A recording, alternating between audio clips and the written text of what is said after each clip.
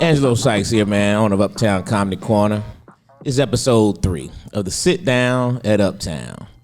Sit Down at Uptown, man, is a little podcast we've created. Talk to our comedians that's headlining here outside of stage, off the stage. We want to talk a little bit more, get to know them a little bit better. So tonight's guest, headliner for the weekend, comedian Kelly K-Dubb Walker.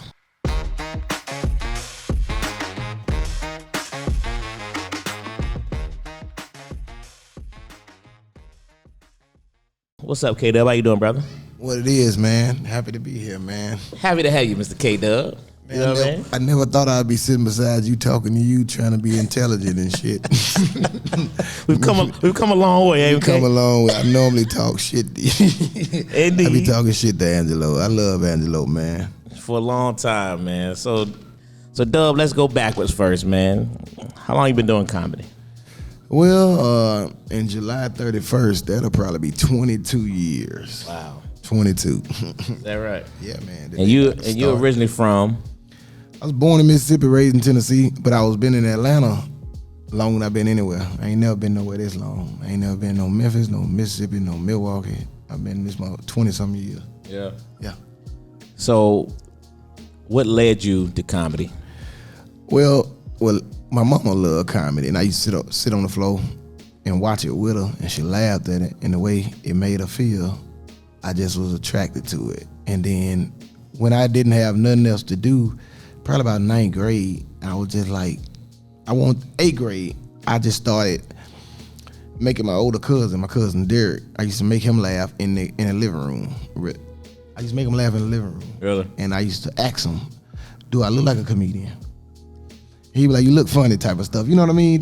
This ain't even no joke. It's like, do I look like I could be one? He be like, yeah, you look funny. You look like you could do your thing. Then by the time 8th grade, 9th grade, I was class clown. I started going in. Got the yearbook picture and everything. I can pull it up. But 9th grade, I was class clown, and I started trying to be funny on purpose at that point. 8th grade, I wasn't really trying to be funny on purpose in the classroom. I used to be funny, but I wasn't funny on purpose. 9th grade, funny on purpose, class clown. 10th grade, 11th grade. By the 10th grade, I had went on stage at the school. Okay. No, by 10th grade, I had made some videos. But that was, when I say 10th grade, I mean 1998. Right. Not no internet videos. Right. I mean a camcorder that I had borrowed from the school to make a video. Did they know you borrowed it? Yeah, they know. They gave it to me. Coach McCaskill. Okay. He let us use them. But 12th grade, I went on stage and used to entertain the staff, and they brought the 8th graders over to get ready for high school. And we had they had singers, the school, and I did stand up about 10 minutes for the whole it was about 300 people in there. Really? But before that, somebody had threw something in the park. The school threw something in the park for the kids, and I did stand up on that. That was 12th grade, and that's on the internet. I can pull that up. That's on the internet, the footage. 12th grade, the footage on the internet. I went up and did stand up talking about crack kids in school. So but then during that time, in April and May of that time we were doing that, I knew that I wasn't going to college, and I knew I didn't want to be shit. I didn't want to be a lawyer. I didn't want to be a doctor. I don't want to be a scientist. I don't want to be a drug dealer. I said I want to be a comedian. And then I graduated June 6, 2001. In May of 2001 is what I'm talking about. In July 31st, 2001, I was at Uptown. Is that right? Fucking right, nigga. I got the fuck out of there. It was like doom. I thought of that all in that time. Go to Atlanta because I was watching Comedy View and they had Ricky Smiley. If you go back and check Ricky Smiley hosted, that was in 2001. If you watch when they were showing them yellow ass Comedy Views in Atlanta, I thought it was happening then. I didn't know they recorded and put it out on TV. Right. I thought it was live. I thought every night he had somewhere in Atlanta. I knew I had to go find Ricky Smiley and Comedy View. Is that right? I got to Atlanta and met Double D and Food Stamp. That's who taught me the game. Boy, ain't me Ricky Smiley 3 years in the game. And they were telling me to stand back. I was like, man, I saw the nigga on Comedy View. Did you ever tell Ricky this story? No, I ain't. Ricky be walking too fast. Okay. No, I ain't. I ain't That's an interesting story. I bet he'd be like, wow. Yes, man. Yes. I think he would. Ricky Smiley, yes. And then the sad thing about the Ricky Smiley story is that he was the nigga I saw on a poster in Milwaukee, because I graduated high school in Milwaukee. I was walking and I saw a poster that said Bad Boys of Comedy, like June 6th or something. It was Ricky Smiley, Steve Brown, and A.J. Johnson on that show. Wow. And I said, I know this got to be a sign. It was a picture of Ricky. Wow, that's crazy. Bad Boys of Comedy. Hell yeah, I knew then. Because I was selling weed. This ain't no try to want to let you know I was a thug story. I was selling weed in high school, period. I was selling weed all the way up until Juneteenth. That's when I stopped, because they locked my uncle up on the way to Juneteenth. I never heard of Juneteenth until I was in Milwaukee that year. Really? And went to a Juneteenth parade. They was on the way down, they locked my uncle up for old weed charge, and I was just selling weed on the parking lot. I was like, shit, I know it. That was June, whatever the fuck that date take place in 2001. That was June of 2001. I was like, I gotta go now. And then I called, I was like, shit, I gotta get to Atlanta. That's where they at. That's where them comedians at. Man, I was the dumbest nigga on that topic ever. The dumbest nigga on that comedy. The dumbest nigga on that topic. I was just, but I knew that I had, because I had watched so many movies where people had walked places. I would have walked to Atlanta. I ain't walked, but I would have walked to it. I honestly would have walked east toward Atlanta. I'd have hitchhiked to Atlanta. I'd have getting the fuck out of there. Memphis. So you knew you were coming to Atlanta? Nigga, I'd have walked to Atlanta. Wow, that's good stuff. And I still got the same energy right now. I believe that. So, do you remember your very first joke? Fucking right. Yeah, be so broke, a nigga cut you a good deal, you still couldn't fuck with it. Benji Brown stole that joke from me. Leslie stole that joke from me. And I always told him, Benji Brown apologized. You can show on this video, he a good dude. He's a church guy. Yeah. I think his name Larry Benjamin or something. I don't know his name. But he stole that joke, and he didn't know that people I'm not dragging Benji. Benji, I love Benji. He's a very nice guy. I swear to God, I promise you I love Benji. And Benji would tell you this, that I love him and he loved me. Right. But he stole, you know how little kids steal something. And he gonna admit it if you get him on his camera and say K-Dubb said you stole his joke and you apologize. He gonna say yes. I believe that. I promise you. Yeah. Because I called him later at night. You can call Ebony. You know Ebony from New York, from the Bronx. She used to work. She was in the bed. I mean, I go, oh, my fault. She was in the bed. See, that's why I sound like doing this shit. Then you know this shit ain't supposed to say this shit. You gonna cut that out? You gonna keep it in? No. Oh, fuck it. Don't even worry about it. We were laying on the couch. I said, I'm gonna call the nigga on three-way. Because Tony Tone had told, I threw Tony Tone under the bus. So good. Big Kenny had told me, and Mark Jones out of Little Rock. Mark Jones called me. See, I was so stand up and connected in the game at first meeting people, like, you know, so they would fuck with me. And I don't think people like Les and Benji Brown knew that they would tell me. Cause I was like a little star in Atlanta. I had already did TV. It didn't take me but 8 months to get on Comedy View. Started in July 01. I taped August 28, 2002. Wow. But I started July of 2001. Now, I say it took me 8 months because they gave me that date back in April.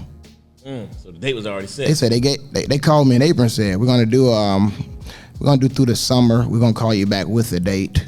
And they shot through the summer. And I was the last, nigga, Google this shit or call them. I was the last person to tape, period. When I taped, they wrapped up the chords and didn't tape no more till 2003. I was the last person to go on stage. They turned the lights off in the building. When I got off stage and walked off, niggas started pulling cords up and they got on their flight that morning and left and went home and told their family, we just finished the season. I swear to God. Shane, Damon William, all of them, Zoo Man, they were there. Wow. That's some history right there, bro. Man, it's a lot of good history, man. I'm one of the only comedians. I'm one of the last comedians that's moving and still shaking now that started with no cell phone, no GPS.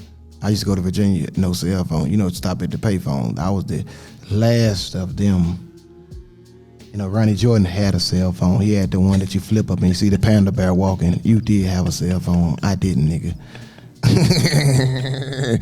I just went out of town. So listen, you got here to Atlanta, and like you said, it was a crew guy. You named a couple of them, Double D's, and tell me who was there when I got here. Yeah, when you got here. When I got here, the first person I seen on the step was Daryl Dam. Let me tell y'all something about Daryl Dam. That's when I tell comedians, don't be playing with Daryl Dam because you don't know him. Daryl Dam used to sell drugs, and people always say drugs and go talk about it. No, that nigga sold crack. Daryl was a crack dealer. Daryl used to sell crack, you fools. Ain't no nigga sell crack that won't fuck you up, man. That's a nigga crack dealer, man. Right. Like literally. And then when we go out of town, I'm the one started taking him out of town. He thought he had to wait a few years to go out of town. It was me, Daryl Dam, Ike Riley, Mike Hunter, and Jimmy Ray Valentine. Double D them had already started. So that's my little crew right there, Ronnie Jordan. Man, Ronnie Jordan started 2 days apart. Daryl was selling crack. He was the only young comedian coming here and buy stuff. You know how young comedians don't buy nothing at New Amateur. Daryl Dam would sit down at the table, get a hamburger, french fry, everything y'all had on the menu in a Coke and some old shit, and pay for it and tip good. Bankroll in their pocket. They were from 2000. I know he probably stopped. He stopped now, but Daryl probably sold crack from the 90s to 2009. To 2009. Daryl ain't stopped selling crack to about 2007 maybe, 7-6. But it's because I put him on the road. I was like, you can go out of town. I got a show. Right. The show ain't but $250. They not going to give you nothing. But I told him, if you was funny, he ain't got to pay me. And I told him, if you are funny, he said he's going to give you $100. So it'd be $350 all in. I take Daryl. We go on the road. Gas one but $1 a gallon, you know what I mean? So we spend $30 on gas for real. And Daryl will bring DVDs. Sometimes he'll bring his partner mixtape and sell them after the show. Oh, yeah? Yeah, he'll do comedy and say, I got a DVD for sale, and sell him his partner mixtape. Daryl Dam used to do that. Yeah, had that hustle going. He would get some of his partner mixtape, tell his partner he gonna hand them out to people, and he'll get them, even though it got Cheeto Gambine on the front. That's his partner name, Cheeto Gambine. Daryl would sell them and just pass them off, and niggas used to look sometime.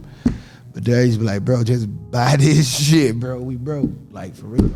So, Doug, let me ask you something, man. You have a keen sense of memory. I'm sure you know that. Yeah, I remember one of your biggest things when you did back in the day was how you ran down the presidents.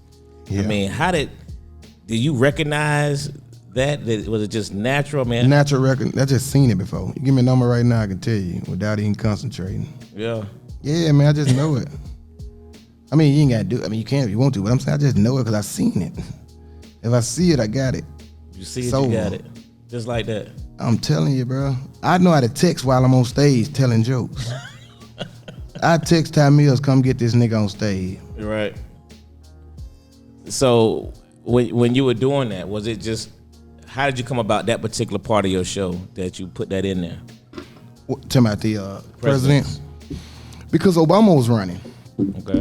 Obama was running. I was doing that joke about 2007, 2008. Obama was running for president, and it started by saying, nigga, we done had goddamn 43 white presidents. Give us one, nigga. Right. Give us one. Y'all goddamn vote for the other white boy. Give us one. Shit, give us one. We done had goddamn, we done had Bush. We done had goddamn Clinton. We done had goddamn Bush. We done had goddamn Reagan. We done had goddamn, you know what I mean? I kept going. Jimmy Carter, nigga. We done had goddamn Gerald Ford. Nigga, we had Richard Nixon. What's up? Give us one. We done had Kennedy. Nigga, give us one, man. We done had goddamn Eisenhower. Give us one motherfucking president, man. If we got to pick y'all for one president, that's fucked up. And I just kept running the motherfucker. I done ran the motherfucker back. I'm back at Herbert Hoover, man. Right. Like, we done had Franklin Delano Roosevelt. We done had Herbert Hoover. We done had Calvin Coolidge. We done had Warren G. Harding. Everybody love that. We done had Woodrow Wilson. William Taft. Theodore Roosevelt. No, that 26, yeah. Theodore Roosevelt. William McKinley. And I'm high. And I've been drinking. And I'm tired. Motherfucking Grover Cleveland, Benjamin Harris. Grover Cleveland again, president. Chester A. Arthur. James Garfield. Rutherford B. Hayes. Ulysses S. Grant. Andrew Johnson. Lincoln. James Buchanan. Who the other one? Franklin Pierce, Miller Fillmore, Zachary Taylor, James K. Pope. That's crazy, man. John Tyler. Don't think when I'm laughing, I'm trying to think. I'm just laughing because I'm doing it again. Fucking 10, 12 years later. I ain't did this shit in so long. I stopped at? John Tyler. John Tyler. Then you had William H. Harrison, Martin Van Buren, Andrew Jackson, John Quincy Adams. Yeah, James Monroe, James Madison, Thomas Jefferson, and you had John Adams. You want to know their wives' name? And you had George Washington. You want to know what year they were president? You want to know what party? Pick a year. Just pick a year. I tell you what party and what year they were in there. 1928. Well, you kind of fucked me up right there, just due to the fact that I got to think about it. But I know though. I believe you know. I do know. In 1928, there's a president that I think he died or something. Warren G. Harding. One of them, Calvin Coolidge, one of them died and one of them took their place. That's why the years of the 21, because it was kind of like the years of the 21 through 29 was kind of odd because they had like maybe 2 or 3 presidents in that stretch. And then, Herbert Hoover was 29, Woodrow Wilson, but they had the Great Depression or something, so it kind of like made somebody unpopular. So in 1928, I know Woodrow Wilson did the suffrage laws, he gave women their laws in the early 20s. So you do Woodrow Wilson, you come behind him, and then that's when you got your boy, who I said, Warren G. Harding, right. Then Calvin Coolidge, then Herbert Hoover, but it was Warren G. Harding in the years of them 27, 28s. Okay. Because like I said, Teapot Dome scandal and the Depression, all them was in the 20s. And that's how you just add them up because you know what the fuck happened. They say Martin Luther King, he was born in 29, so he was born in them goddamn 20s, man. I group it all together. I see. So how but I'm finna Google it. How were you in school? I mean, great. I ain't never had to study. I used to make jokes and shit. I used to make jokes and shit. All right. And goddamn it, you know what I mean? And motherfuckers used to laugh at that shit. And I didn't have to really study like that. You said in 1928? Yeah. Okay, so Herbert Hoover won in 28, which I said, I just Googled it right now. Herbert Hoover won in 28. So that means this guy, Calvin Coolidge, he was that president during that time. And let me see this next one. There go Warren G. Harding. Warren G. Harding right behind him. He's March 4th. I think he the one that died though. He the one died. Remember I said somebody died and got the office? Yeah. I know you asked me something else, but I be having to figure out what I know. Cause it'd be like finite information I be giving sometime, man. Anyway, go ahead. Ask your next question. Still reading. His death in 1923. See, okay. Both major party, blah, blah, blah. Calvin Coolidge, upon Harding's death in 1923, he would have probably still been president probably a year or two later, but I just knew that he had died. He died in office. So let me ask you a question about Uptown. It's impressive. It's amazing. This dude, I've always been thoroughly impressed by that. But the first time I heard it, I was like, blown away. I ain't gonna lie. That jump was amazing. Then to see you just cause how you can do that thing, man. I said this dude here, he got a memory out this world, man. And you spit numbers. I've heard you talk over the years. You've always been good with dates and times, and you can recall so much stuff, man. I guess that's why you challenged me that one time about what I warned about the man, I got his ass. I always wanted to win against Angelo. I'm telling you, Angelo. And I ain't just saying it because we here. You know me. I speak. Well, I ain't gonna have to say that shit because everybody say they speak their mind. They don't speak their mind. But Angelo was always cool. You married? Yeah. Well, shit. I don't need to say a lot of shit. Anyway, see that's why I said I don't like to be on this shit. You been married 50 years, 20 years, or 30 years? 21. Okay, that's great. Well, this shit I'm talking about 22 years ago. No, I'm just fucking with you. It ain't nothing like that. I just had to ask anyway before I go to talking crazy. I know you people why. But I ain't, hey, don't even think I said something. You gonna edit? Mine, brother. No, anyway. that porn star. I saw you with a porn star.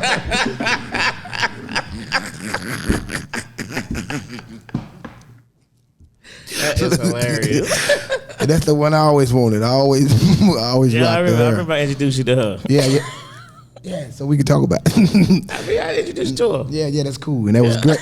Damn, that was great. That's why I said I fuck with you anyway. I always got a lot of money with you. If I got to do my taxes with you, that shit'll be crazy. But anyway, Oh, boy, this dude is I wild. forgot what I was finna say, man. That porn star. What was I? Yeah, you got locked in after that part, man. What was I supposed to be answering? Damn, Roxy Rental got... No, my fault. I ain't supposed to say that. No.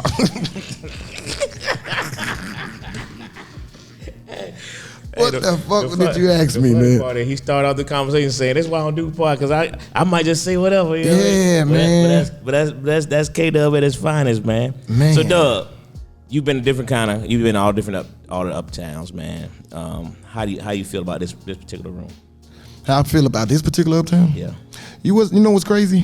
Judging these uptown is like judging my kids. Okay. I love them all the fucking same, long as they just keep being here.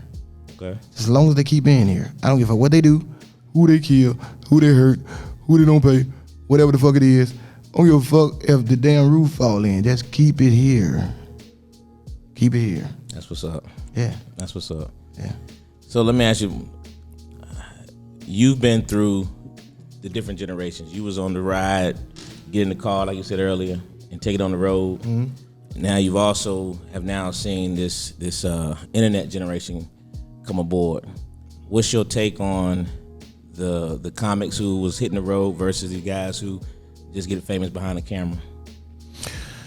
Man, to be honest with you, I don't really, I consider myself a real comedian because I started on the stage, but that's just me. When I die, that's just gonna be the end of that, you know what I mean?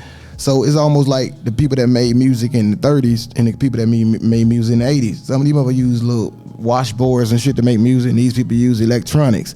They ain't better or worse, just something different, you know what I mean? You got the comedians like Desi Banks, DC Young Fly. These are natural funny motherfuckers, so you can't really take away nothing from them, and you can't even try to bring not you, can't nobody bring a conversation like, what's the difference? You know the difference. He started on the internet, that's it. This guy here started on the stage.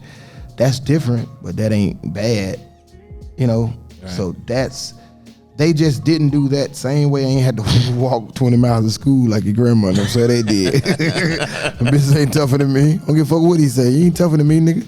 Give a fuck where you walk to. Give a fuck if she ain't had no shoes. Right. You know, that's all it is. You know, I'm a man like my grandfather was a man. I'm a man. He didn't use a washing machine with digital washing machines. I did, but I'm still a man. Gotcha. Yeah. I respect that for sure. So let me ask you, what is it like? How do you feel when you hear, because you know you got your boy T.I., right? And y'all are tight, everybody knows that. You've been on the show. But I watched the Shannon Sharpe interview the other day. I don't know if you saw it or not, but how do you feel when you see, does it make it, is it different for you because y'all are actually partners when he shouts you out on a nationally televised podcast that's getting millions of views, and they asked him about how did he do in comedy? He said, K-Dubb challenged me and called me out when he called me on stage. I mean, how do you feel when you hear that? Well, I mean, I don't feel no way because I've been new.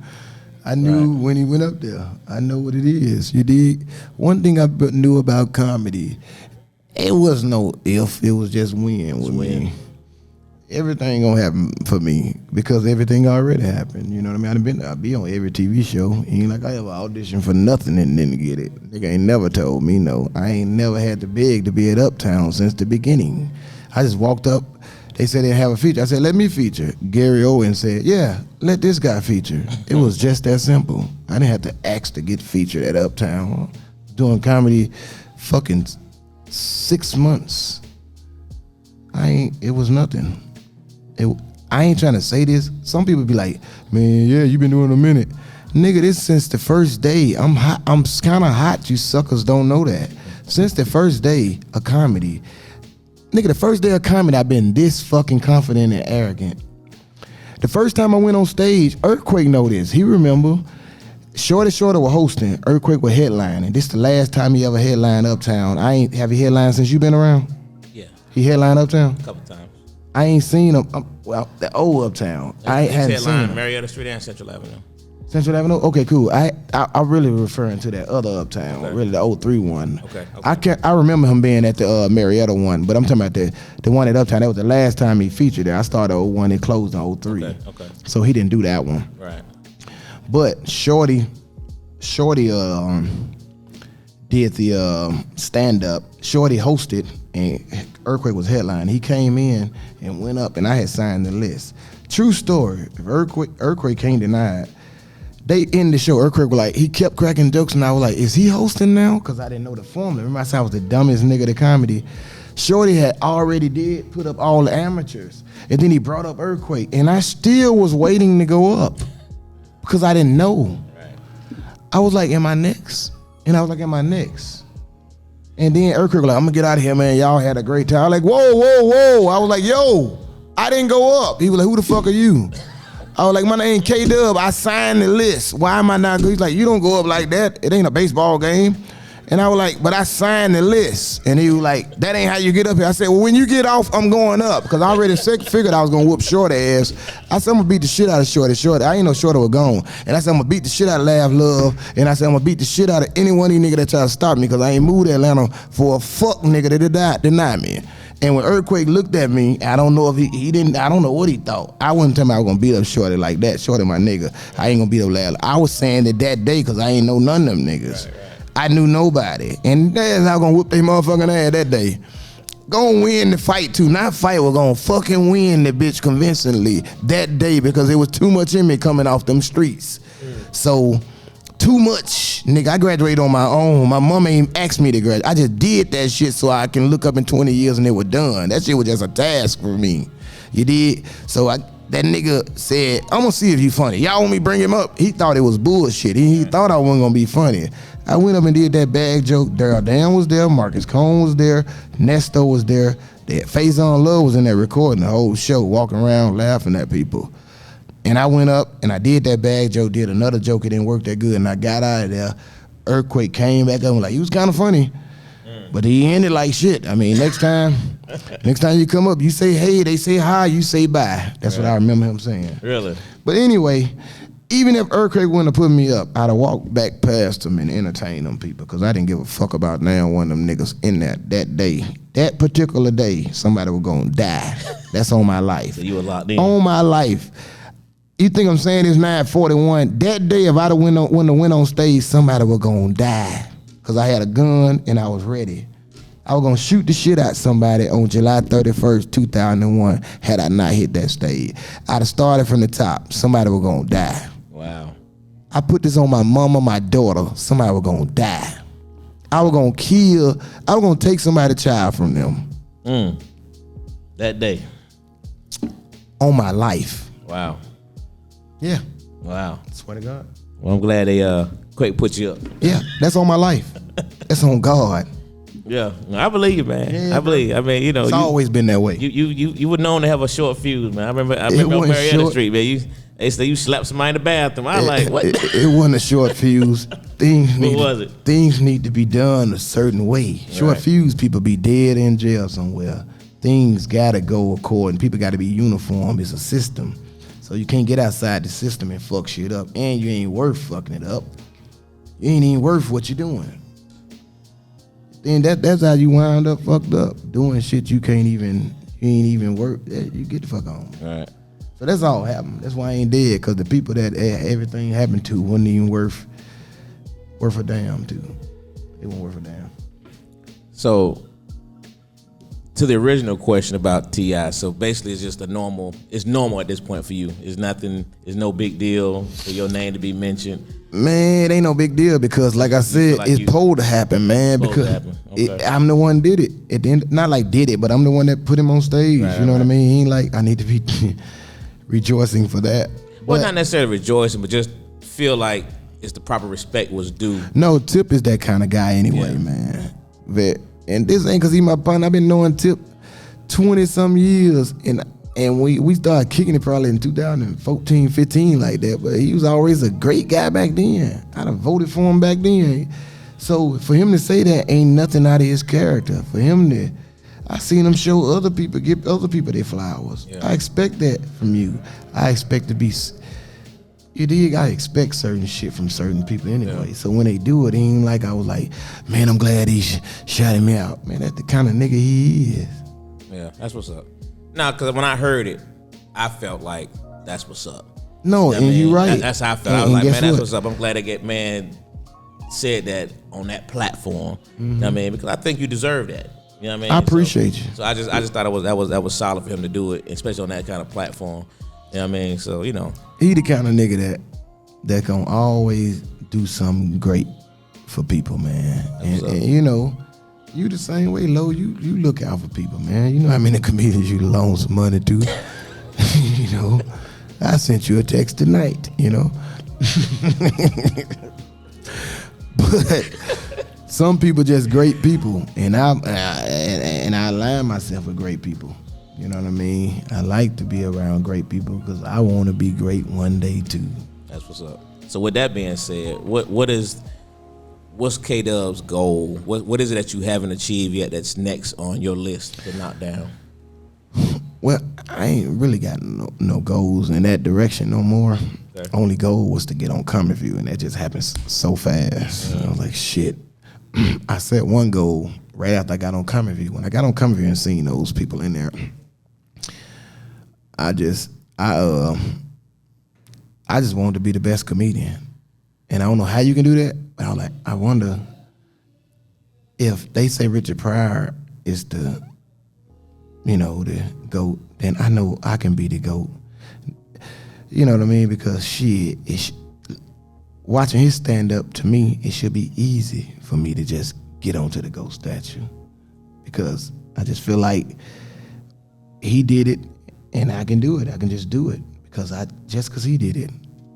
If they'd have gave the GOAT statue to Bill Cosby, I would have been like, damn, it's hard. When they put it on Bill, I said, this shit easy. Okay. Well, good stuff, K-Dubb. Well, listen, man, I know you already performed your shows tonight, but I just want to appreciate you giving us the time to sit down, to do the sit down at Uptown, man, and we've enjoyed it. I think you're a phenomenal talent. I wish you nothing but more success, you know what I mean? And, go for the GOAT, bro. That's it. That's my whole objective. I got 41 more years. I'm 41 now. I'm going to live till I'm 82. I already told everybody that. So 41 more years to achieve that status. I'm already diamond on Delta. Took me a whole year to get to 125,000 miles. I got it on December 31st. I really got it. I flew to Chicago for the fuck of it. Just to get that. Just to get that diamond status. Just that 125. I do shit like that. This dude something else, man. If you ain't see the K-Dubb show, man, you missing out. Because what you see here is his performances are just that dude just has a sense of, I don't know, man, your humor is just impeccable, and your brain is just non-stop, man. So I ain't gonna lie, it's impressive to watch, man. But appreciate the time, brother. My God. Yes, sir. Yes, sir. So sit down at Uptown, man, and we out. You said 10 minutes, it's been 37. You were talking a lot.